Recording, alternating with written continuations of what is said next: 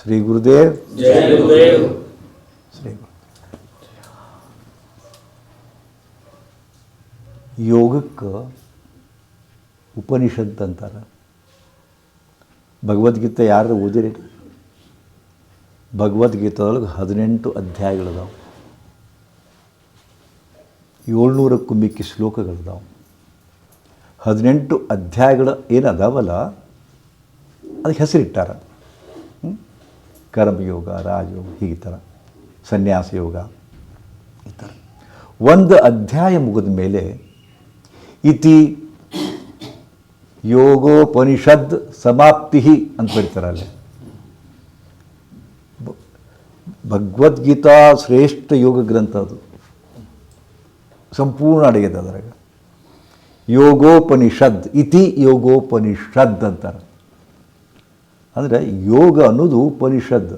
ಹೀಗೆ 106 ಉಪನಿಷತ್ತುಗಳದ, 108 ಉಪನಿಷತ್ತು. ಆದರೆ ಯೋಗೋಪನಿಷದ್ ಅಂತ ತಿಳ್ಕೊಂಡು ವಾಕ್ಯವನ್ನು ಯೂಸ್ ಮಾಡ್ತಾರೆ. ಅಲ್ಲಿ ಉಪನಿಷದ್ ಅಂದ್ರೆ ಏನು ಗೊತ್ತದ ನಿಮಗೆ?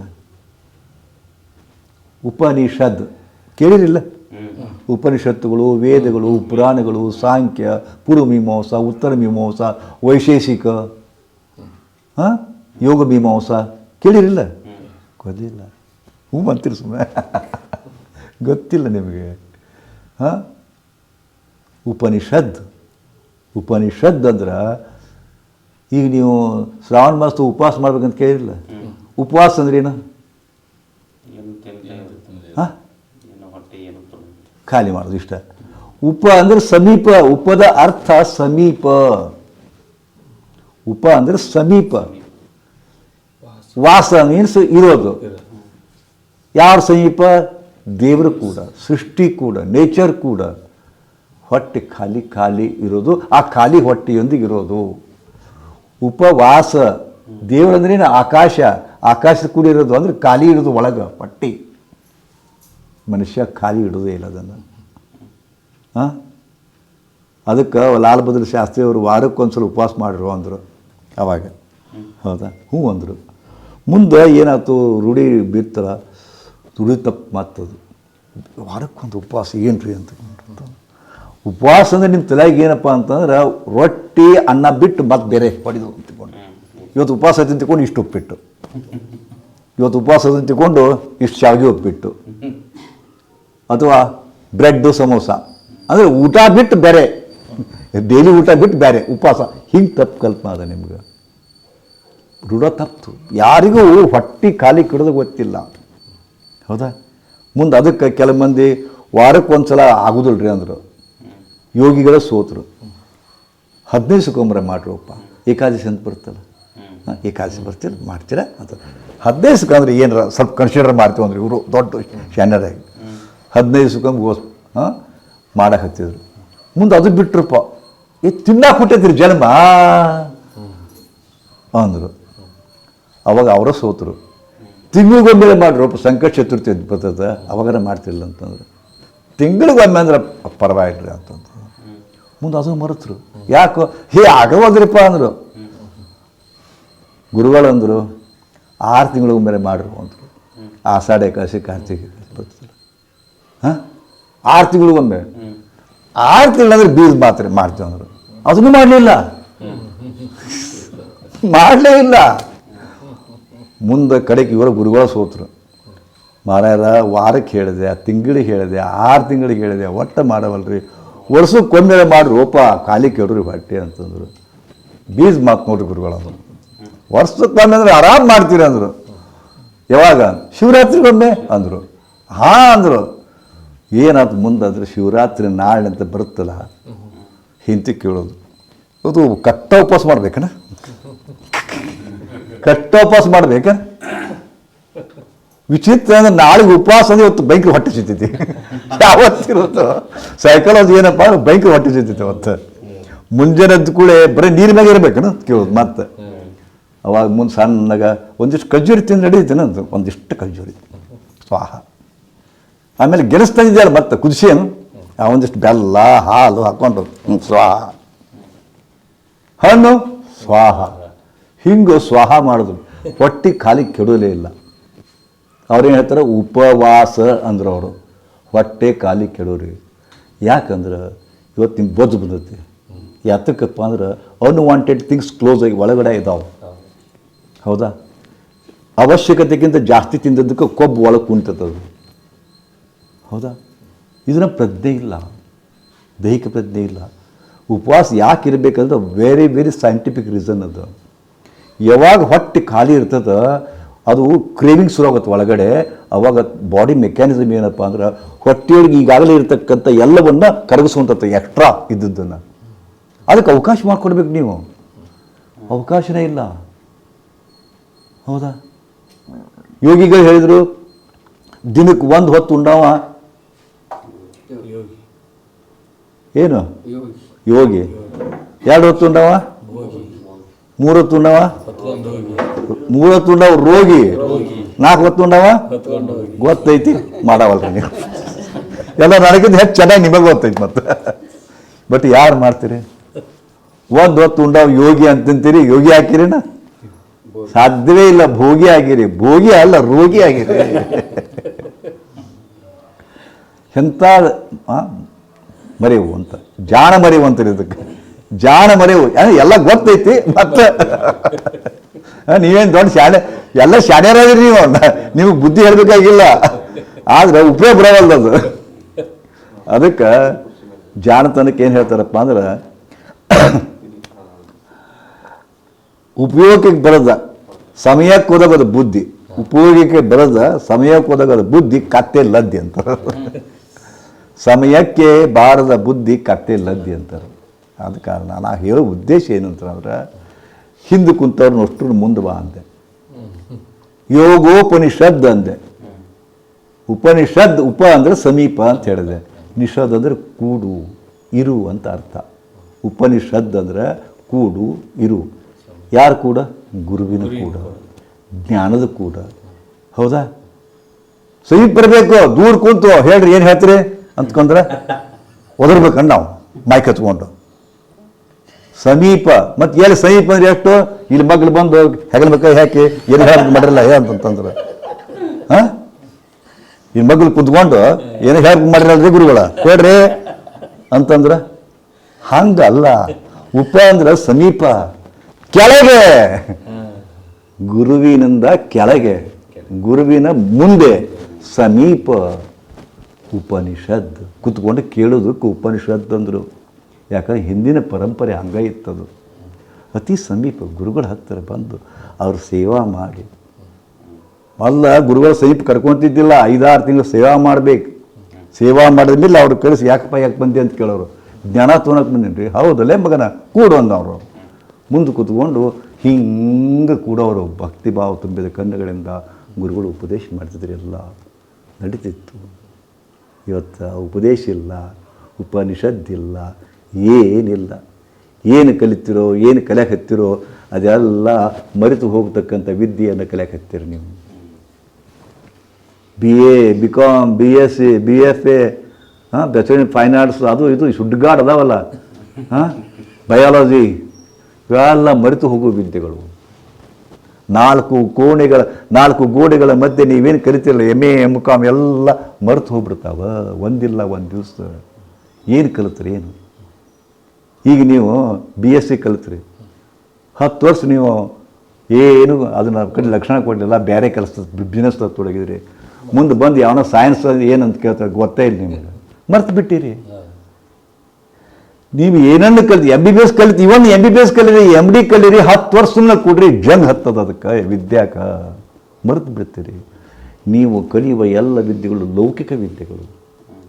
ಲೌಕಿಕ ವಿದ್ಯೆಗಳು ಮರೆತು ಹೋಗುವ ವಿದ್ಯೆಗಳು, ಮರೆತು ಹೋಗುವ ವಿದ್ಯೆಗಳು. ಈಗ ಗುರುಗಳೇನು ಕಲಿಸಕ್ಕೆ ಹತ್ತಾರಲ್ಲ, ಇದು ಅರಿತುಕೊಳ್ಳುವ ವಿದ್ಯೆ. ಅರಿತುಕೊಳ್ಳುವ ವಿದ್ಯೆಯನ್ನು ಕಲಿಸ್ತಾವ ಗುರು, ಮರೆತು ಹೋಗುವ ವಿದ್ಯೆಯನ್ನು ಕಲಿಸ್ತಾವ ಶಿಕ್ಷಕ. ಇಷ್ಟ ತಿಳ್ಕೊರಿ ನೀವು. ಗೊತ್ತಾಯ್ತಲ್ಲ? ಶಿಕ್ಷಕಂದು ಯಾರು? ಮರೆತು ಹೋಗುವ ವಿದ್ಯೆಗಳನ್ನ ಯಾರು ಕಲಿಸ್ತಾರ ಅವ ಶಿಕ್ಷಕ. ಅರಿತುಕೊಂಡು ನಿಮ್ಮ ಜನ್ಮಾಂತರ ಸಂಸ್ಕಾರ ರೂಪದಲ್ಲಿ ಏನು ಬರ್ತದೆ ಅವ ಗುರು. ಅದಕ್ಕೆ ಗುರು ಮಹಾನ್. ಗೊತ್ತಾಯ್ತಾ? ಅದಕ್ಕೆ ದೇವ್ರು ಹೋಲಿಸ್ತಾರೆ ಅವನ್ನ, ಗುರುವಿಗೆ ದೇವರು ಹೋಲಿಸ್ತಾರೆ. ಅಂಥದ್ದೊಂದು ಅದ್ಭುತ ವಿದ್ಯೆ ಯೋಗ. ಅದನ್ನು ನೀವು ಕಲಿಯಾಕತ್ತೀರಿ. ನಿನ್ನೆ ಏನು ಹೇಳಿದೆ ನಿಮಗೆ? ಯೋಗ ಅಂದರೆ ಏನು ಅಂತ ಹೇಳಿದೆ. ಯೋಗ ಅಂದರೆ ಏನು ಅಂತ ಕೇಳಿದ್ರಿಲ್ಲ? ಯಾವುದು ಇದು ಹಚ್ಚಿದಿನ?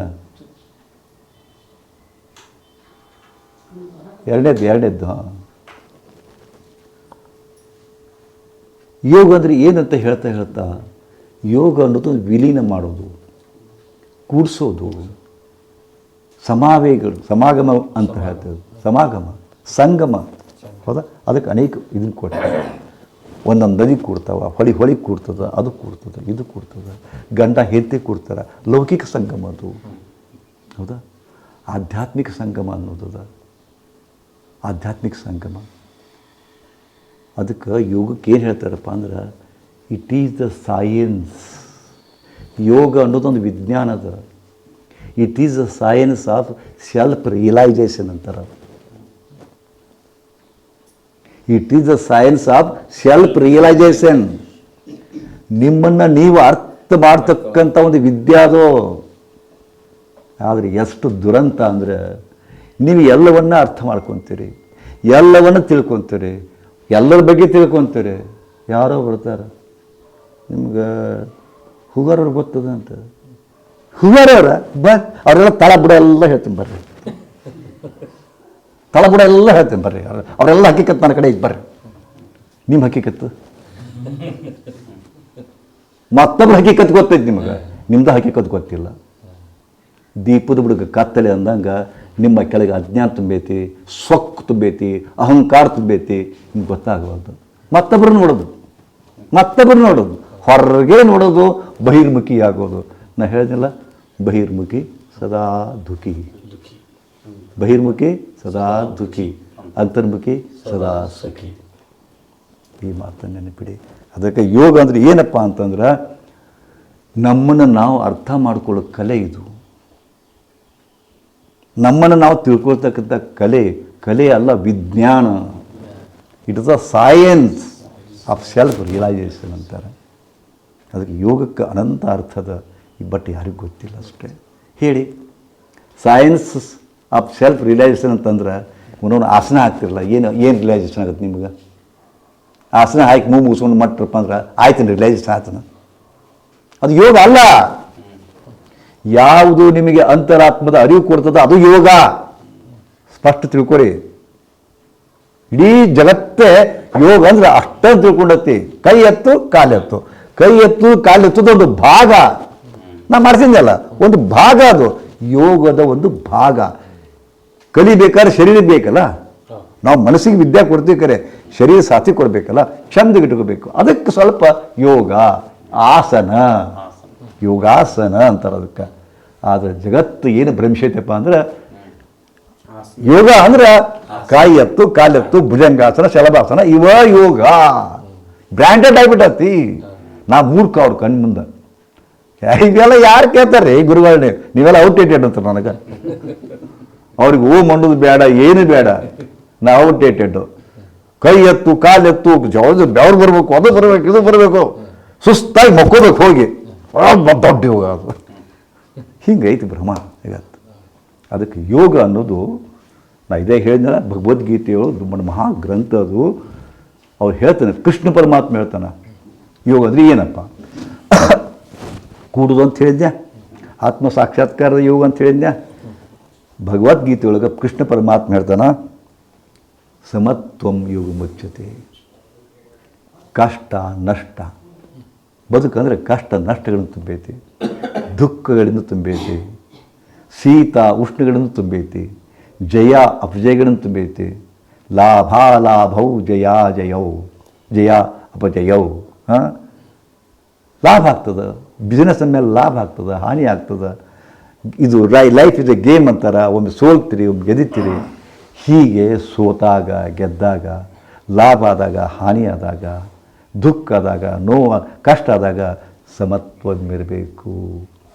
ನಿಮ್ದೇನದ ಸ್ವಲ್ಪ ಲಾಭ ಆಗಲಿ ಖುಷಿನ ಖುಷಿ, ಹಾನಿ ಆಗ್ತಿಲ್ಲ ಕೊಲಾಪ್ಸ್, ನಿದ್ದೆ ಇದು ಮಕ್ಕೊಂಬಿಡ್ದ ಅಂದ್ಕೊಂಡು. ಸಣ್ಣ ಸಣ್ಣ ಆಟ ನಮ್ಮ ಮೊಮ್ಮಗರು ಕೂಡ ಚೆಕ್ಕ ಆಡ್ತೀನಿ ನಾನು. ಚೌಕ ಬರಂತೀವಲ್ಲ, ಅವ್ ಗೆದ್ರೆ ಓಟ್ ಕೆಟ್ಟು ಖುಷಿ ಇರುತ್ತ. ಅದಕ್ಕೆ ನಾನು ಅವ್ನು ಗೆದಿಸ್ತೀನಿ. ಅವನು ಬುದ್ಧ ನಾ ಸೋತು ನನಗೆ ಆನಂದ, ಗೆದ್ರೆ ಅವಾಗ ಆನಂದ. ಮನುಷ್ಯ ಗೆದ್ರೆ ಆನಂದ ಇರ್ತೈತಿ. ಬರೇ ಗೆದಿಬೇಕಂತ ಮನುಷ್ಯ ಜೀವನ ಅನ್ನೋ ಆಟದೊಳಗೆ ಬರೇ ಗೆದಿಬೇಕು. ನಂದ ಆಗ್ಬೇಕು, ನಾನೇ ಗೆದಿಬೇಕು.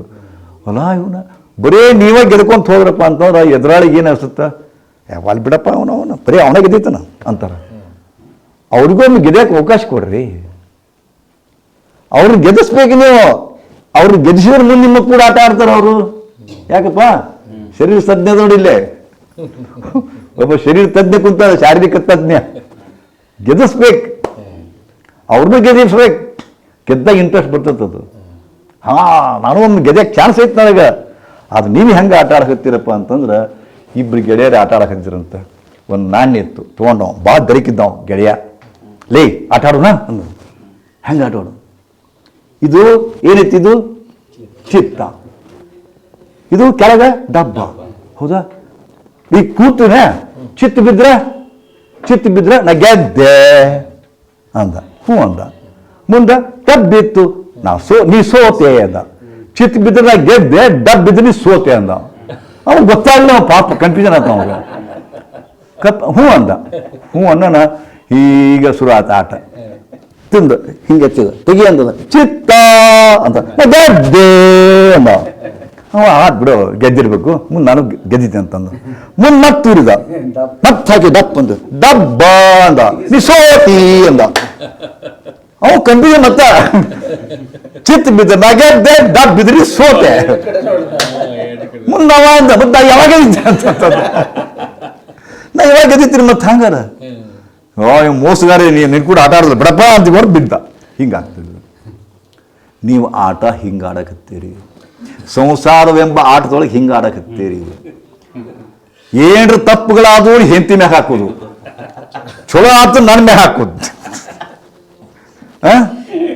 ಹೆಂಗಾತಂದ್ರೆ ಕರ್ನಾಳಿ ಅವ್ರ ಮನೆಗೆ ಒಬ್ರು ಬೀಗರು ಬರೋಣ. ಅವಾಗ ಬೀಗರು ಬಂದಾಗ ಅದು ಇಲ್ಲ, ದಿನ ಕುಡಿ ಕಪ್ ಬೇರೆ, ಚಾ ಕಪ್ ಬೇರೆ, ಬೀಗರು ಬಂದಾಗ ತೆಗಿ ಕಪ್ ಬೇರೆ. ನಿನ್ನೆ ಹಂಗೊಂದು 12 ಕಪ್ ತಂದಿದ್ರು ಅವರು. ಹೌದಾ? ಮ್ಯಾಗ ಇಟ್ಟಿದ್ರು. ಮ್ಯಾಗ ಇಡೋಣ, ಅವ್ರು ಬಂದಾರ ಚಾ ಮಾಡು ಅಂತಂದ್ರು ಅನ್ನಪೂರ್ಣಾಗ. ಆಕೆ ಮ್ಯಾಗ ಎತ್ತಿಲ್ ತಾಳಗ ದಬಗ್ಗದ್ ಬಿತ್ತದು. ಒಡು ಚೂರಾಗ್ಬಿಡ್ತು. ಚೂರಾಗ್ಬಿಟ್ಟು ಏನಾಯ್ತಂದ್ರೆ ಕಪ್ ಬಿದ್ದುರಿ ಅಂತ ಅನ್ಸ್ಕೊಂತಾಕೆ. ಕಪ್ ಬಿದ್ದುರಿ ಅಂತಂದು ಏನಾಯ್ತು? ಒಡದೂರಿ ನೋಡ ಎದಕ್ ತರದ್ರು ಗೊತ್ತಾಗ ಹಲ್ಕೋಸ್ಕೊಳ್ಬೇಕು. ನೀವು ಹಿಂಗ ಮಾಡ್ತೀರಿ ನೀವು. ನಾ ಎದಕ್ ತರೋದು ಚೋಳ ಕಪ್ ಎದಕ್ಕೆ ಹಿಂಗೆ ಮಾಡ್ತಾರೆ ನೀವು? ಹಿಂಗೆ ಮಾಡ್ತಾರೆ. ಹಚ್ಚಿ ತೊಳೆದ ಕಣ್ಣ ನೀರು ತರಿಸಿ ಅವು ಹಿಂಗೆ ಕುಡುವಂಗೆ ಮಾಡಿಬಿಟ್ರಿ. ಆಯ್ತು, ಮುಗೀತದ ಕತ್ತಿ. ಮರತ್ರಿ ನೀವು. ಮುಂದೊಂದು 4-5 ತಿಂಗಳಾಯ್ತು. ಅವಾಗ ಆಕಿಗೆ ಅರಿವಿತ್ತು. ಮತ್ತೆ ಯಾರೋ ಬಂದರು, ಮತ್ತೊಂದು ತಂದಿಟ್ಟಿದ್ರಿ. ಅವಾಗ ಅದು ಕಪ್ ಇದನ್ನ ಮಾಡೋದು, ಕಪ್ ನೀವ ತೆಗೆದು ಕೊಡ್ರಿ ಅಂದ್ರು. ಯಾಕೆ ಹಿಂದ್ಕೊಂಡು ಬಿದ್ದಿತ್ತ ಅದಕ್ಕೆ ಕಪ್ತು. ಅದಕ್ಕೆ ನೆರಕಲಿಲ್ಲ ಇವ್ರಿಗೆ. ಅದಕ್ಕೆ ಒಂದು ಮನಿ ಇಟ್ಕೊಂಡ್ರು. ಮನಿ ಇಟ್ಕೊಂಡು ಹಿಂಗ್ ಮಾಡೋದ್ರಿಗೆ ಆ ಮನೆಗೆ ಬಿದ್ದು ಬಿಟ್ಟು ಏನಾಯ್ತು ಅಂತ ಕೇಳಕ್ಕೆ ಅನ್ನಪೂರ್ಣ. ಅವಾಗ ಕಪ್ ಬಿದ್ದು ಏನಾಯ್ತು? ಒಡೆದು ಅಂತಂತಂದು. ಯಾಕೆ ಹೊಡೆದ್ರಿ? ಹೊಡಿವ ಬಿದ್ರ ಬಿದ್ದು ಹೊಡಿವ. ಅಕ್ಕಿ ಬಿದ್ದ ಮತ್ತೆ ಯಾಕೆ ಹೊಡೆದ್ರಿ ನೀವು? ಇದ ಆಟ ಆಡಕತ್ತೀರಿ ನೀವು. ಮಗ ಚಲೋ ಆದ, ಮಗ ಬಿಕಾಮ್ ಫಸ್ಟ್ ಬಂದ, ಇದು ಬಂದ. He's my son Praphulla. He's my son. ಯಾಕಂದ್ರೆ ಐ ಆಮ್ ಗ್ರೇಟ್. ಹೌದಾ? ಮುಂದೆ ಮತ್ತೊಬ್ಬ ಮಗ ಇದ್ದ. ಅವ ಹೆಂಗಿರೋದು SSLC ಫೇಲ್ ಆಗ್ಯಾನ. ನಮ್ಮ ಮಿಸಸ್ಸು ಮಾಡ್ಯಾಡಿ ಎಲ್ಲ ಅಂತ. ಗೆದ್ರ ತಂದಂತ, ಸೋತ್ರ ಮಿಸಸ್ಸು. ಇದು ಆಟ ಆಡೋದ ನೀವು? ಇದು ಆಟ ಆಡಕತ್ತೀರಿ ಮನೆ ಹತ್ರ. ಮತ್ತು ಸುಖ ಬಾ ಅಂದ್ರೆ ಹೆಂಗೆ ಬರ್ತದೆ? ಹಾಂ, ಖುಷಿ ಬರ್ತತೆ. ಇಂಥವ್ರು ಕೂಡ ಆಟ ಆಡ್ತಾರೆ. ನಿಮ್ಮ ಕೂಡ ಆಟ ಆಡ್ತಾರೇನೋ? ಸಂಸಾರದ ಗೇಮ್ ಒಳಗೆ ನೀವು ಬರೀ ಗೆದಾಗ ಹತ್ತಿರಲ್ಲ, ಅವರು ನೀರು ಸಾಯ್ಬಿಡ್ತಾರೆ ಅವರು. ಹಾಗೆ ಪುಣ್ಯಾತ್ಮ ಬೇಕಾದ್ ಮಾಡ್ಕೊ ಹೋಗ್ಕೊಂಡು. ಅದಕ್ಕೆ ಎಲ್ಲವನ್ನ ಸಮನಾಗಿ ಸ್ವೀಕರಿಸಬೇಕು. ಲಾಭ ಆಗಲಿ, ಹಾನಿ ಆಗಲಿ, ಇದು ಆಗಲಿ, ದುಃಖ ಆಗಲಿ, ಎಲ್ಲ. ಆದ್ರೆ ಎಷ್ಟು ಕೆಟ್ಟದ್ರಿ ನಿಮ್ಮ ಜೀವನವನ್ನು, ಎಷ್ಟು ದುರಂತ ಮಾಡ್ಕೊಂಡಿರಪ್ಪ ಅಂದ್ರೆ ನಿಮಗೆ ಸಮತ್ವ ಇಲ್ಲ. ಸಮತ್ವ ಇಲ್ಲ ನಿಮ್ಮ ಬದುಕಿನೊಳಗೆ. ಹೆಂಗಿಲ್ಲ ನೋಡಿ, ಗಂಡ ಹೆಂಡ್ತಿರ್ತಾರ. ಈಗ ಮಕ್ಕಳಾಗೋದಿಲ್ಲ, ಒಟ್ಟು ಮಕ್ಕಳಾಗಬಲ್ಲ ಎಷ್ಟೋ ಜನಕ್ಕೆ. ಇಲ್ಲಿ ಎಷ್ಟೋ ಮಂದಿ ಬರ್ತಾರೆ ಇನ್ಫರ್ಟಿಲಿಟಿ ಕೇಸ್ ಅಂತ ತಿಳ್ಕೊಂಡು. 15 ವರ್ಷದ ಮೇಲೆ ಒಬ್ಬಾಕಿಗೆ ಮಗು ಆತು. ನಮ್ಮನೆ ಆನಂದ, ಮನೆಯೊಳಗೆ ದೊಡ್ಡ ಆನಂದ.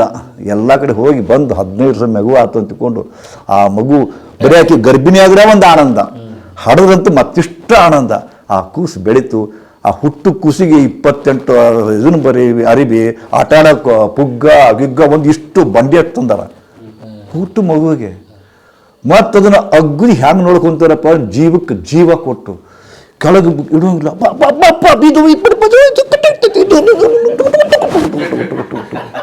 ಹೌದಾ, ಕೆಳಗೆ ಕಾಲಿಡಿಸೋದಿಲ್ಲ. ಏನು ಬಿಟ್ಟು ಬಿಟ್ಟ ಎಲ್ಲ ಎಪ್ಪೋ ಎಪ್ಪೋ ಹಚ್ಚಿಕೊಂಡು ಚಾಕ್ಲೇಟ್ ತಿಂತಿ ಅದನ್ನು ತಿಂತಿ ಬೆಳೆಸ್ತಾರೆ. ರಾಜ್ಕುಮಾರ, ನೀವು ಕಮರಾಮ್ಗಳು ಹೊರಗೆ ಕಂಗಿ ಹಾಕೊಂಡು ಅಡ್ಡಾಡ್ತೀರಿ. ಅದಕ್ಕೆ ಸ್ಟೆಚ್ಲಾನ್ ಪ್ಯಾಂಟು ₹1000 ತರ್ತಾರೆ. ಹೌದಾ, ಒಂದೇನೋ ಟುಂಟು ಉದಿರ್ತೈತೆ 2000 ಅಂತಾರೆ. ಅವರು ವ್ಯಾಪಾರಿಗಳು ಭಾಳ ಬೆಳಿಗ್ಗೆ ಮಕ್ಕಳು ಎಲ್ಲ ಸಾಮಾನು ತಗೋರ್ಬೇಕಾದ್ರೆ ತುಟ್ಟಿರ್ತಾವೆ. ಯಾಕಂದ್ರೆ ಗೊತ್ತೈತಿ ಇವ್ರು ಕೊಡಿಸ್ತಾರೆ ಮಂಗ್ಯ ಮಕ್ಕಳು. ನಿಮಗೆಲ್ಲ ₹4, ಅವ್ರದ್ದೆಲ್ಲ ₹20. ಯಾಕೆ ತೊಗೊಂತೀರಿ ಗೊತ್ತೈತೆ ಅವ್ರಿಗೆ. ತಂದು ಇಡ್ತೀರಿ. ಆ ಕೂಸಿಗೆ ಒಟ್ಟು ತ್ರಾಸು ಕೊಡೋದಿಲ್ಲ. ಅವ್ರನ್ನ ನಿಮ್ಮ ಮನೆಯಾಗ ರೊಕ್ಕ ಇಳಿದ್ರು ಖರೆ, ಆದರೂ ಅವ್ರನ್ನ ಓದೋ ವಿದ್ಯಾಲಯಕ್ಕೆ ಹಾಕ್ತೀರಿ, ಡೂನ್ ಸ್ಕೂಲಿಗೆ ಹಾಕ್ತೀರಿ, ಸಾಲ ಮಾಡಿ ಹಾಕ್ತೀರಿ, ಇದನ್ನು ಮಾಡಿ ಹಾಕ್ತೀರಿ, ಬೆಳೆಸ್ತೀರಿ. ಯಾಕಂದ್ರೆ ನಿಮ್ಮ ಜೀವನ ಅದಾಗಿರ್ತದೆ. ಬೆಳಿತೀರಿ. ಏನು ಮಾಡ್ಕೊಂಡ್ರಿ, ಪುಲಿಸಿದ್ರಿ. ಈಗ ಒಮ್ಮೆ ಒಂದು ಸಲ ಬೈಯಕ್ಕೆ ತಪ್ಪು ಮಾಡ್ತಾರೆ ಹುಡುಗರು, ಒಂದು ಸಲ ಬೈಯಕ್ಕೆ ನಿಮ್ಗೆ ಆಗೋದಿಲ್ಲ. ಒಂದು ಸಲ ಬೇರಿಬೇಕ. ಈಗ ಯಾರಿಗಾರು ಬೈಯುವಂಗಿಲ್ಲ. ಈಗ ಹೆಂಡತಿ ಗಂಡ ಬೈಯುವಂಗಿಲ್ಲ, ಗಂಡ ಹೆಂಡತಿಗೆ ಬೈಯುವಂಗಿಲ್ಲ, ತಂದೆ ತಾಯಿ ಮಕ್ಕಳಿಗೆ ಬೈಯುವಂಗಿಲ್ಲ. ಯಾಕೆ ಪುಲ್ಸೀವಿ ನಾವು, ಬೈಯೋ ಅಧಿಕಾರ ಕಳ್ಕೊಂಡಿವಿ. ನಿಮ್ಗೆ ಗೊತ್ತಾಗಲಿಲ್ಲ ಯಾವ ಹೊತ್ತಿನಾಗ ಹೆಂಗೆ ಪುಲಿಸ್ಬೇಕು, ಯಾವ ಹೊತ್ತಿನಾಗ ದಂಡ ಮಾಡಬೇಕು, ಯಾವ ಹೊತ್ತಿನಾಗ ಬೇಯಬೇಕು, ಯಾವ ಬೆತ್ತಿನಾಗ ಬೈಬಾರ್ದು, ಯಾವ ಬೆತ್ತಿನಾಗ ಉಪದೇಶ ಕೊಡಬೇಕು ಮರೆತು ಬಿಟ್ರಿ. ಹೇಳಬೇಕಾದ್ರೆ ಹೇಳಿಲ್ಲ, ಕೇಳಿದಾಗ ಹೇಳಕತ್ತೀರಿ. ಎಷ್ಟೋ ಮಂದಿ ಬರ್ತಾರೆ. ಒಬ್ಬ ಗುಡಿ ಪೂಜಾರಿ, ಸಿಕ್ಕಾಪಟ್ಟೆ ಗುಡಿ ಪೂಜಾರಿ, ದಕ್ಷಿಣ ಕೋಟಿಗಟ್ಟಲೆ ಕುಡಿತು. ಒಬ್ಬಕ್ಕೆ ಮಗಳು ಬಿಕಾಮ್ ಕೊಲಿ ಮುಂದೆ ಒಬ್ಬ ಮುಸ್ಲಿಂ ಹುಡುಗರು ಕೂಡ ಲವ್ ಹಾಕಿದ್ರು. ನಡೆದು ಹೋದ ಘಟನೆ ನನಗೆ ಬಂದು 16 ಕೋಟಿಗಟ್ಟಲೆ ಆಸ್ತಿ. ಮುಸ್ಲಿಂ ಹುಡುಗರು ಕೂಡ ಅದು ಹೆಂಗೆ ಪಟಾಯಿಸ್ತಾರೆ ಗೊತ್ತಿಲ್ಲ. ಮುಸ್ಲಿಂ ಹುಡುಗರು ಅಷ್ಟು ವಿಚಿತ್ರ. ಮುಸ್ಲಿಂ ಹುಡುಗರು ಕೂಡ ಲವ್ ಹಾಕವ, ಲವ್ ಜಿಹಾದ್ ಹಾಕವ. ಇದು ಕತೆ ಕೇಳ್ರಿ. ಲವ್ ಆಯ್ತು ನೋಡಿ, ನೀವೇ ಬೆಳೆಸಿದ ಮಗು ಅದು. ತಂದೆ ತಾಯಿ ಬುದ್ಧಿ ಹೇಳ್ತಾರೆ, ಬೇಡ, ನಮ್ಮ ಧರ್ಮದಾಗ ಆಗು, ನಮ್ಮ ಜಾತ್ಯಾಗ ಆಗು. ನಾಳೆ ಬೈತಾರೆ ಮಂದಿ. ಏನು ಹೇಳಿದ್ರು, ನಾನು ನಿಮ್ಮನ್ನು ಬಿಡ್ತೀನಿ, ಅವ್ನು ಬಿಡುದು ಮುಗೀತಪ್ಪ. ಹಡ್ದ ತಂದೆ ತಾಯಿನ ಬಿಡ್ತಾರ, ನಿನ್ನೆ ಬನ್ನೆ ಬಂದ ಅವನು ಬಿಡೋದಿಲ್ಲ. ಎಷ್ಟು ಬುದ್ಧಿ ಹೇಳ್ತಾರೆ, ಕೇಳಬಾರ್ದು. ಕಡೆಗೆ ನನಗೆ ತಾಯಿ ಅನ್ನೋದನ್ನ ನಾ ಉರ್ಲಾಕೊಂತೀನಿ, ಉರ್ಲಾಕೋ ನಾ ಏನು ಮಾಡಲಿ ಅಂತಂದ. ಕಡೆಗೂ ನಿಕಾ ಆತು ಆಕೆ ಕೂಡ. ಹೊಡೆಯೋದು ಬಡಿಯೋದು ಸುರುಣ. ಹೌದಾ, ಈಕೆ ಮಗಳು ಬೇಕಂತ ಬಡ್ಕೊಂತು ತಾನು ಗಂಡ ಹೆಂಡತಿ ಹೈರಾಣ ಅದು, ಮಾನಸಿಕ ಅದು. ಹೆಂಗಾರ ಮಾಡಿ ನನ್ನ ಮಗು ಬರೋಂಗೆ ಮಾಡಿದೆ. ಏನೋ ಹೇಳಿದೆ. ಅವಾಗ ಅವ ಕಳಿಸಿಕೊಟ್ಟ. ಕರ್ಕೊಂಬಂದರು ಸಹಿತ ಒಂದು ಇದನ್ನಿಟ್ಟ. ನನಗೆ ₹2.25 ಕೋಟಿ ಬಿಡ್ತೀನಿ ಅಂದ ನಾವು. 2.25 ಕೋಟಿ ಆತಂತ ಘಟ್ಟ ಇದು. 2.25 ಕೋಟಿ ಕೊಟ್ಟರೆ ಬಿಡ್ತೀನಿ ಅಂದ. ಕೊಟ್ಟರು ಪಾಪ, ಮಗಳು ಬೇಕಂತಕೊಂಡು. ಮತ್ತು ಆಗಲೇ ನಿಖಾ ಆಗೈತಿ, ಇದು ಆಗೈತಿ, ಹನಿ ಮ್ಯಾಗ ಇದು ಇಲ್ಲ, ಕುಂಕುಮ ಇಲ್ಲ. ಏನದು ಬುರ್ಕಾ ಆಕೆ ಅಲ್ಲಿ ಫಸ್ಟ್ ಹೋದಾಗ ಬುರ್ಕಾ ಹಾಕೊಳ್ಳಂದ್ರೆ ಮನಸ್ಸು ಬರಲಿಲ್ಲ. ಈಗ ಬುರ್ಕಾ ತೆಗ್ಯಾಕೆ ಮನಸ್ಸಿಲ್ಲ. ಜಂಗಮ ಕುಟುಂಬ ಅದು, ಪೂಜಾರ ಜಂಗಮ ಕುಟುಂಬ. ಬುರ್ಕಾ ಹಾಕೊಂಡದಾಳ. 4 ತಿಂಗಳು ಕಳೀತು. ಅವರು ಮಾಟ ಮಂತ್ರ ಮಾಡಿದ್ರೆ ಪ್ರವೀಣರು ವಶೀಕರಣ ಮಾಡ್ಕೊಂಡ್ಬಿಟ್ಟಿರ್ತಾರೆ. ಅವರು ಹಿಂಗಾಗಿ ಎಲ್ಲ ಸಾಯ್ತಾವು ಹುಡುಗಿಯಾರು. 4 ತಿಂಗಳು ಆಗೈತಿ. 2.25 ಕೋಟಿ ಕೊಟ್ಟ ಬಿಡ್ತೀನಿ ಅಂತ ಹೇಳೋಣ. ಈಕಿ ಮತ್ತೆ ಓಡಾಡಕ್ಕೆ ಅವನ್ನ ನಾವು ಅಲ್ಯ ಅವ್ನ ಜೀವನ ಹೆಚ್ಚಾಗತ್ತೈತಿ, ನಾವು ಹೊಕ್ಕಿ ನಿಂದು ಬಿಟ್ಟು ಮತ್ತೆ ಹೊಡಿ ಬಡಿ ಎಲ್ಲ ಇವು ವಾಯಿ ಅಂತವು. ಆಕಿನೂ ಸುದ್ದಿಲ್ಲ, ಈಗಿನೂ ಸುದ್ದಿಲ್ಲ. ದುರಂತ. ಯಾಕೆ ಹಿಂಗಾತು? ಯಾಕೆ ಹಿಂಗಾತು? ಬದುಕಲಿಕ್ಕೆ ಬರಲಿಲ್ಲ ನಿಮಗೊಂದು ಗೊತ್ತಾಗಲಿಲ್ಲ. ಚಂದ ಆಡಾಡ್ಲಿಕ್ಕೆ ಬಿಟ್ಬಿಟ್ರಿ ಮಕ್ಕಳನ್ನ. ಗೊತ್ತಾಗತ್ತ, ಸಂಶಯ ಬರುತ್ತೆ. ಅವಾಗ ಹೇಳಿಲ್ಲ, ಹೇಳಬೇಕಾದಾಗ ಹೇಳಿಲ್ಲ. ಅವ್ರು ಕೇಳಿದಾಗ ಹೇಳಕತ್ತೀರಿ. ಹೆಂಗೆ ಕೇಳ್ತಾರ? ಎಲ್ಲ ತಂದೆ ತಾಯಾರು ಕೂಡ ಇದಾಗಕತ್ತೈತಿ. ನಮ್ಮಲ್ಲಿ ಬರ್ತಾರೆ ಎಷ್ಟೋ ಮಂದಿ ಬರ್ತಾರೆ ಲವ್ ಮ್ಯಾರೇಜ್. ಈಗ ಅರೇಂಜ್ಮೆಂಟ್ ಮ್ಯಾರೇಜೇ ಇಲ್ಲ ಈಗ. ಒಟ್ಟು ಎಲ್ಲ ಲವ್ ಮ್ಯಾರೇಜ್. ನಾವಲ್ಲಿ ನಮ್ಮ ಬೆಂಗಳೂರಾಗ ಒಂದು ಮನೆ ಐತಿ. ನಾವು ಇಲ್ಲಿರ್ತೀವಿ ಹೊತ್ಕೊಂಡು ಎಲ್ಲ ಅಲ್ಲಿ ನಾವು ಬಾಡಿ ಕೊಟ್ಟಿಲ್ಲ. ಅಲ್ಲಿ ಇಡೀ ಅಪಾರ್ಟ್ಮೆಂಟೇ ಬಾಡಿ ಕೊಟ್ಟಾರ. ಅಲ್ಲಿ ಯಾರ್ದಾರಪ್ಪ ಅಂದ್ರೆ ಬರೀ student, MBBS student, BAMS student, BCom student. ಅದು ಹೆಂಗೆ ಒಬ್ಬರೇ ಇಲ್ಲ. Living together. ಒಂದು 4 ಹುಡುಗರು 8 ಹುಡುಗಿಯಾರು. ನಡೆಯಪ್ಪ, ಬೆಂಕಿ ಬೆಣ್ಣೆ ಕುಡಿದ್ರೆ ಏನಾಗುತ್ತೆ?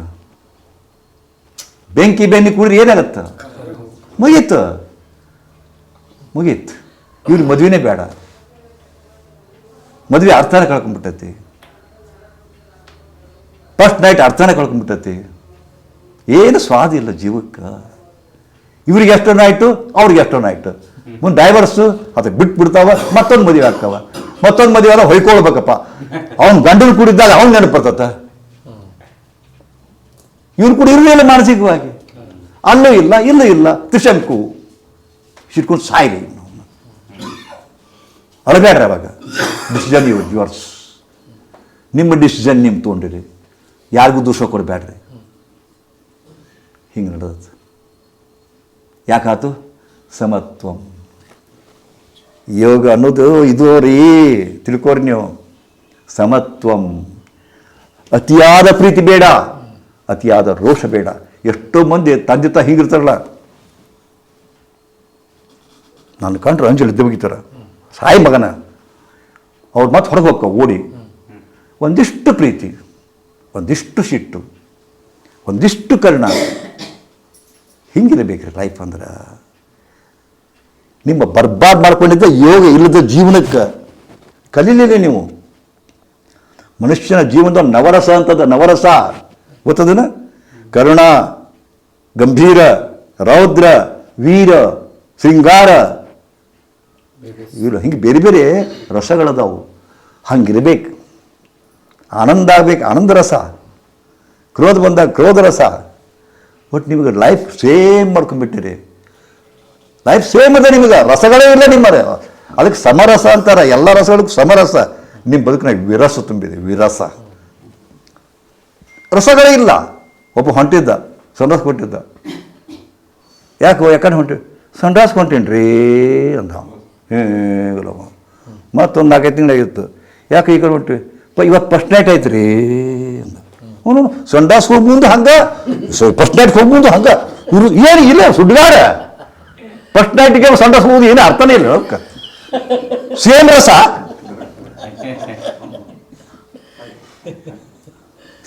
ಏನು ಬದುಕು ನಿಮ್ಮದು? ಏನು ಬದುಕು? ನೀವೇ ಮಾಡ್ಕೊಂಡದ್ದು. ಇಷ್ಟು ಗೊತ್ತಲ್ಲ ಅದಕ್ಕೆ ಸಾಕು. ಓಂಕಾರದೊಂದಿಗೆ ಕ್ಲಾಸ್ ಮುಗಿಸೋಣ.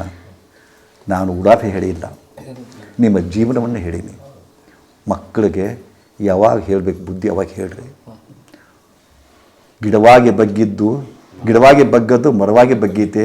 ಗಾದಿ ಮಾತು ಐತಿಲ್ಲ, ಗಾದೆಗಿಟ್ಟು ಬಂದಿರಿ ನೀವು ಅಷ್ಟು. ಗಾದಿ ಮಾತು ಗಾದೆಗಿಟ್ಟು ಬಂದಿರಿ ಅಷ್ಟೆ. ಬಗ್ಗಿಸುವಾಗ ಬಗ್ಗಿಸ್ಬೇಕು. ಬೆಳೆದನಂತ ಹೆಮ್ಮರಾಗೈತಿ, ಬಾಗೋದೇ ಇಲ್ಲ ಅಂದಾಗ ಬಗ್ಸಕ್ಕೆ ಹೊಕ್ಕಿರಿ. ಬಗ್ಗುದಿಲ್ಲ, ದುಃಖ ಆಗುತ್ತೆ ನಿಮಗೆ. ಮತ್ತೆ ಅದಕ್ಕೆ ಒಪ್ಕೋಬೇಕು. ಈಗ ಬಗ್ಗಕ್ಕೆ ಆಗೋದಿಲ್ಲ, ಮತ್ತೇನು ಮಾಡ್ಬೇಕು? ಒಪ್ಕೋಬೇಕು. ಅದು ಒಪ್ಕೊಳ್ಳೋದಿಲ್ಲ. ನನ್ನ ಮಾತಾ ಕೇಳ್ಬೇಕಂದ್ರೆ ಹೆಂಗೆ ಸಾಧ್ಯ? ಈ ಬಗ್ಗೋದ್ರಿಂದ ಸತ್ಯ ಗೊತ್ತಾಗಬೇಕು ನಿಮ್ಗೆ. ಅವ್ರು ಹಣೆ ಬರೋದು ಬಿಟ್ಬಿಡ್ಬೇಕು. ಮಕ್ಕಳು ಏನು ಮಾಡ್ತೀರಿ ಮತ್ತೆ ತಗೊಂಡು? ಲವ್ ಹಾಕಿ ಮತ್ತೆ ನಿಮ್ಮ ಹಣೆ ಬರ. ಯಾವ ಅರೇಂಜ್ಮೆಂಟ್ ಮ್ಯಾರೇಜು ಸಕ್ಸಸ್ ಇಲ್ಲ, ಯಾವ ಲವ್ ಮ್ಯಾರೇಜು ಸಕ್ಸಸ್ ಇಲ್ಲ. ಇವತ್ತಿಗೆ ಸಕ್ಸಸ್ ರೇಟ್ ಕಮ್ಮಿ ಅದ. ಭಾಳ ಪಶ್ಚಾತ್ತಾಪ ಪಡ್ತಾವೆ ಹುಡುಗರು. ಎಷ್ಟು ಲವ್ ಮ್ಯಾರೇಜ್ ನೋಡಿ, ಎಷ್ಟು ಮಂದಿ ಬಂದು ಅಳ್ತಾವೆ. ಇಲ್ಲೇ ಅಳ್ತಾವು. ಏನು ಹೇಳ್ಬೇಕು ಅವಕ್ಕೆ? ಸುಮ್ಮನೆ ಒಂದಿಷ್ಟು ಸಮಾಧಾನ ಹೇಳ್ತೀನಿ, ಹೊಕ್ಕಾರ ಅಷ್ಟೆ. ಅದಕ್ಕೆ ಡಿಸಿಷನ್ ಮೇಕಿಂಗ್ ಭಾಳ ರಾಂಗ್ ಆಗ್ತದೆ. ಒಂದು ಸಲ ನಿಮ್ಮ ಜೀವನದೊಳಗೆ ಒಂದು ತಪ್ಪು ನಿರ್ಣಯ ತೊಗೊಂಡ್ರಿ ಹೋಲ್ ಲೈಫ್ ಸಫರ್ ಹಾಕಿರಿ ನೀವು. ಹೋಲ್ ಲೈಫ್ ದುಃಖದಾಗ ತೊಳಿತೀರಿ ನೀವು, ದುಃಖದಾಗ ಕಾಲು ತೊಳಿತೀರಿ. ನಿಮ್ಮ ನಸೀಬ, ನಿಮ್ಮ ಕರ್ಮ. ಓಕೆ, ಓಂಕಾರ. ಒಂದು ಸಲ ಜೋರಾಗಿ ಓಂಕಾರ. ಓ